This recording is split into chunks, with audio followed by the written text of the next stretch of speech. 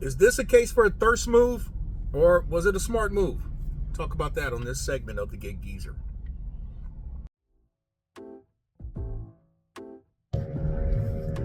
Today is Friday, September 20, 2024. And it is the first day of fall, which is the fall equinox. And I am in the greater Charleston, South Carolina metropolitan area. In fact, I'm almost near the ocean. The actual area that I'm at is in Isle of Palms, and I am dropping off a last mile gig delivery opportunity. In fact, I'm probably less than 10 minutes away from that drop-off location. Now, you may ask, why am I here? Well, like I said, it's a last mile gig delivery opportunity. What I wanted to do was kind of broach the subject about thirst again. And it was from this particular perspective. Now, I have mentioned in several recent Gig Geezer segments how it's been rough out here lately. And so I've kind of toned down on the rhetoric about thirsties because, I mean, I get it. You're grabbing what you can. And so I'm going to share with you today what I did. And I'm leaving myself open to your scrutiny, to your criticism, or maybe to your objective reasoning. Now, I started the day knowing that I had a catering opportunity back in Columbia. The value of that order was like $325, and it paid $45.40. Some talk about the miles and all, but it was literally right down the road from the pickup location. It was like 1 point miles, and I don't have any actual footage of it because it was a drop off at a hospital, and the people came up to meet with me, and so there was nothing to record along those lines. But that was among actually a run of orders that I had in Columbia before leaving. And so what it was is that I had three delivery opportunities, 3 last mile gig delivery opportunities. I know that a year ago, those orders probably would have paid at least $100 each, 3 digits each. But that's not the way it is right now. The gig app has, the only way that it's really paying now is based on distance and maybe the class of vehicle. And so that's where this conversation comes in. The first 2 opportunities were for all of the gig opportunities dealt with the same store. And so the first 2 went to the downtown area of Columbia. And so they were like 10, 12, maybe 15 minutes tops apart because of traffic. The first drop off paid $68 and change. The second one paid $60. At the first drop off, there was an understanding that I would be having to bring some items back, and so I was paid $60 on that return trip. And so altogether, going and coming, I earned $128. And on the other drop off, which was actually closer into downtown, it paid $60. So altogether, before leaving Columbia, I had $235 in the pocket. Something along those lines. Yeah, $235. So then the big question is, was then the trip to Charleston a thirst move? Maybe all the trips are thirst moves. Again, a year ago, I probably would be saying that. This year, I'm questioning myself. But, when I see people doing certain things, I think what happens is that the rationalization is, what did I do at the end of the day? It's all about at the end of the day, at the end of the week, at the end of the month, and soon, in 2024, at the end of the year. And so this trip paid $192, 130 miles. Now, when I saw the opportunity, I grabbed at it because not only because of $192, but it was also an opportunity to stop off and see my daughter. which I've already seen her briefly. In fact, I dropped her off at her job. And so once I drop off this, I'll go back and pick her up and spend a little time with her before heading back to Columbia. Now, the last time I put something out like that here on the Gig Geezer channel was after my first brokered opportunity. And that was a run, again, from Charlotte to San Antonio. And while I did not earn a lot of money on that opportunity, in fact, if you were to ask me would I had been okay with $1,400 for a 1,200-mile run, if you'd asked me that now in 2024, oh no, I had to get at least 18, more like about $2,000 to do that run. Maybe more like $2,100. It would be a lot more than what they would have to pay me 50% more than what I was paid in 2023.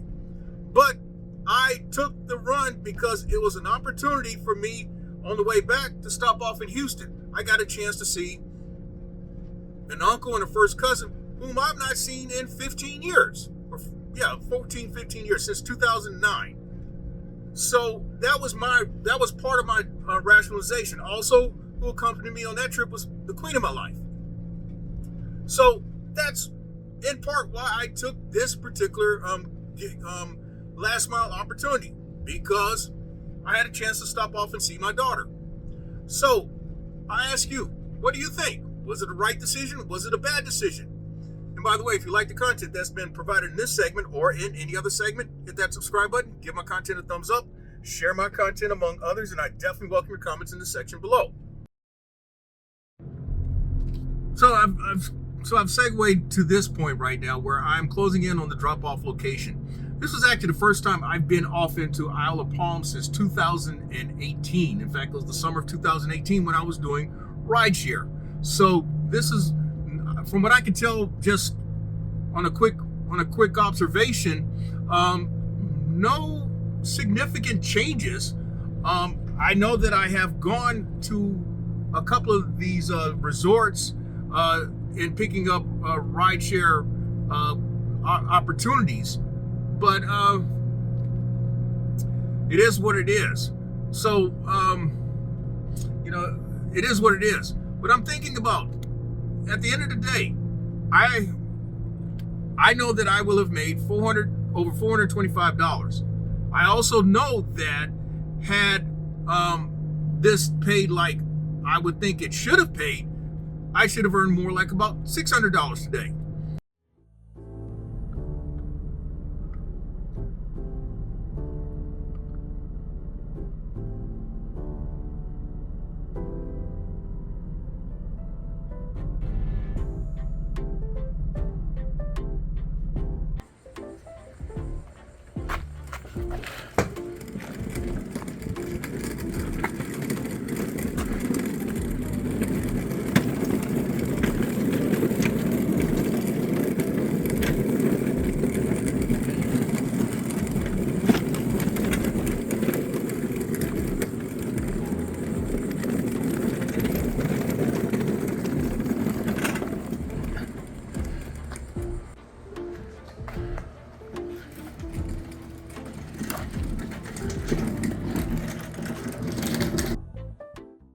Alrighty, so we're done.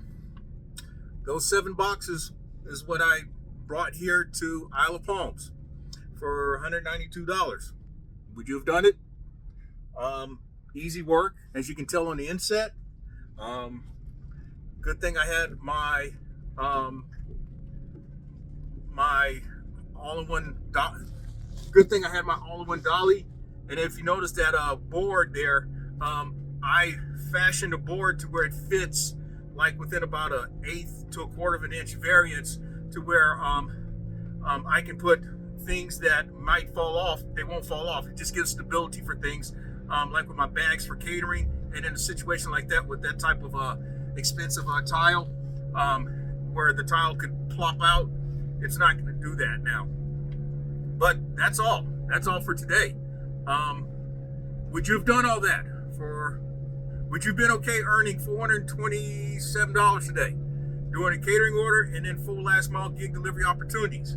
We talk about stacking opportunities, I stacked basically 5 opportunities today. As a recap, upon leaving the Geezer compound, I knew I had a catering opportunity and 2 last mile gig delivery opportunities. The first 2 pickups to where they were like 10, 12, 15 minutes apart, near the downtown area. Upon arriving at the store, I was informed that there would be a pickup and that would come back out, and that an order would be put out for that one. So we went from having 3 to 4 opportunities, and then on my way back from having completed everything, and I was in the process, I was en route to returning the tile. As I was apprised of leaving, I saw the Charleston opportunity. Or the Isle of Palm opportunity, and I figured, well, I might as well just run up the numbers. Would you have done that, or would you have held out? I mean, the point in this segment of the Gig Geezer is that, hey, I'm admitting that things have not been, it's not been as fluid of a situation for me as for a lot of folk. I've noticed I started talking about things back in March and April. Then I came out with the segment on the new norms, and then somewheres around the end of somewheres after the July holiday, I've talked about this. I mean, I've already talked about this, but I'm just recapping things. I have noticed since the beginning of August that my income has been off by 20%. 20%. I've gone from $10,200 earned in June to as low as $7,250 last month in August. That's actually that's almost a 30% drop. This month, I may be able to see some incremental recovery. I am now over, as of yesterday, September 19, 2024, I was over 5,000 for the month. And after today, so I'm going to be around 5,500, and for the year, over 82,000. These are things that I've kind of talked about, but not in any great detail. So hopefully I have come across in a rather objective voice, and one in which I'm not trying to make any excuses. The only thing I'm going to say from this point is that I'm on my way back to pick up my daughter and take her back to her place, and pretty much call it a day. All right, this is an audible that I called, in which it's hours later from my having completed that last of 5 gig delivery opportunities earlier today. And the reason why I've come back to do this epilogue is because I've had I've had several hours to just think some things through with what I said earlier. I'm not trying to clean up anything. I'm just adding to it, or maybe giving some closure to what I already discussed. I posed the question about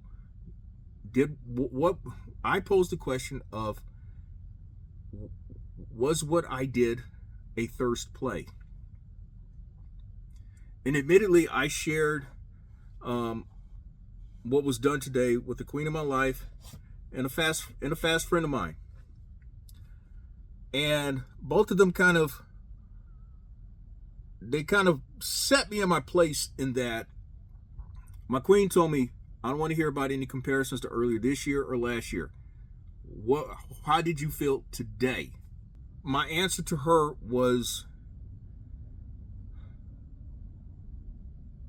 I'm not jumping up and down, but I guess the best thing I can say on my part without sounding ungrateful is that perhaps my name was on all of these opportunities, and certainly somebody knew that I needed to make the money that I made today. The fast friend of mine told me, dude, you got to realize Columbia's been a bad market lately. I mean, I'm paraphrasing what he shared with me. Colombia's been a bad market lately. You know that. You know it better. You know it is about as good as anybody. And where you at today, in his eyes, that's big boy shit. Although I went on to share with him, I thought, well, big boy shit would be another $250 earned, and then another level of shit would be $2,000 earned by today. Here's where I want to bring it home. I realize that there have been people who have checked out this channel because they've wanted to learn about how to go about doing last mile delivery work or brokered opportunities, because they've seen or heard that someone like myself and others have made it work. And I may be guilty of not sharing all the details as others. But I want to speak to you in these terms. I understand that there are people who are looking to do this stuff for various reasons. You get into this for various reasons. I shared like 8 years ago, my reason for venturing into the gig economy was to help my daughter, who was in her second year of undergraduate studies. I would look to doing this to find a way to earn extra money and have flexibility and trying to go out there and do it. You may have a reason because you've got a mountain of bills that need to have been taken care of last month, and the walls are closing in, and you're looking to grab onto something that may give you a chance to see your way out. And so you may go about doing things haphazardly, and you may be accepting opportunities with knowing your situation in mind, knowing that you've got to do something. And so you rather do what you can to make that progress and deal with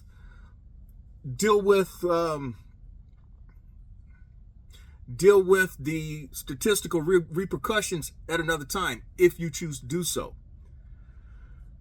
And I can get that. I get that. Then there are those who may be enticed by, again, what they hear, and they figure that, well, maybe if I do this, it will open the door for something else. And there may be some truth to that. But we all have reasons, and we all have various approaches in how we go about doing things. Admittedly, I do a more analytical approach. I guess you could tell in my demeanor and the way I present information, it's more analytical in nature. And that may not resonate with you. It may resonate with a much smaller crowd of people, much smaller audience, because I don't come across with the big emotions and the big hype and all that stuff. And the reason being is that hype is fine, but when you're out there and shit ain't happening, what do you do? How do you make something out of nothing? How do you, as I mentioned in this segment of the Gig Geezer, about the opposite of a grind, when you're chasing money, how then do you chase the money? So if anything, it's been explained to me by that fast friend who I've described to you. He's explained to me that what happens is that, yeah, the person may be fully aware that it's a first move that they make, but what they're seeing is what they've done at the end of the day. And I guess someone like me, it's like this. It's like in baseball. It's the baseball analogy. Do you bunt your way on the base? Do you slap single your way on the base? And then maybe you try to poke one in the hole and move the runners. You may score one runner from second, and then the next person gets on a pop fly. He pops fly. They advance, and then maybe the next person that comes up hits a 3-run homer. Well, that's me. I'm the person who's looking for the extra bases. I'm the one who's trying to hit the double and the triple, and maybe the 3-run homer. And then others are content with bunting their way on, hitting the little poke singles, the little slap singles, and hopefully somebody will score, drive them in. The difference though is that that's a team sport. That's a team concept. We're out here as individuals. And it's on us to make it happen. It's on us to be able to go back home and share to the queen in our life, or to whomever else, that, hey, this is what I've done today. Or if you're by yourself, you sit at the table, you're writing in your notepad, or you're in front of your computer on an Excel spreadsheet or something like that, and you're reconciling those numbers, and you say, oh, this is what I've done today. So I guess that's where I'm at. What I did today is this. This is where I'm at this point in the week. I'll let you decide, as what I mentioned in the beginning. And so if you like the content that's been provided in this segment of the Gig Geezer, or in any other segment of the Gig Geezer, hit that subscribe button, give my content a thumbs up, share my content among others, and I definitely welcome your comments in the section below. I'm Inwood Lane. As always, may your grind and may your hustle